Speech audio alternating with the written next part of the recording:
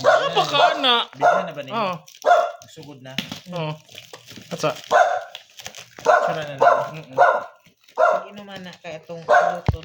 Kaysa sa imo na siyang ikuan kanang ipang-dispose mo guna nato. Iya bo. Pag human ang kantak yung sa kwan. Aw. Kwan pa ba yan, no? Mag-resistional pa mo, dili na. Oh. Shit! Perting bugaya.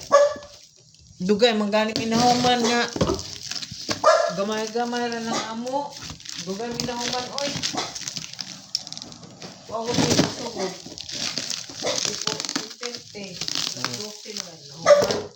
Kami nagsugod kay 6 mi nagsugod nga nahuman mi alas 10 sa grade 10. Sa grade 12 kay kuan 4 mi nagsugod. 4? Hmm. Ano, 4 man? Uy, igang gani kay didto ah. Sa man ni? Keyboard.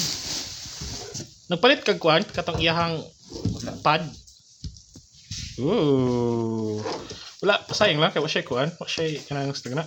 Wala siya video out. Kung na siya video out, okay kay na siya. Ano siya video out, di ba? Pad na po na ipad. Di ang keyboard Keyboard sa sa Poco, puko. katong tablet ni Brian. Professional mo siya tanawon Brian no. Keyboard? Di doon na yung dadon. Dili. Mura siya og kanang taklob. Taklob / kanang keyboard. Ano ko na? Professional mo siya tanawon. Kana ako nang ikuan. Nako na ikuan sa GC kinsay mo kuan ana. Or ikaw na lang, Bray. Saan sa? Kana? Hindi kay kumpa na naging. Ibaligya nimo ba? Wala na akong mga kaubanay, nang langyaw na. Kami kay mamalik pa man mi. Pag kuan pa lang kaganina gani human sa graduation, wala na mangin nabang og panglimpyo to mga kauban, mga Katong mga RPMS din ninyo. RPMs. Unsay tawag ang baguana aron?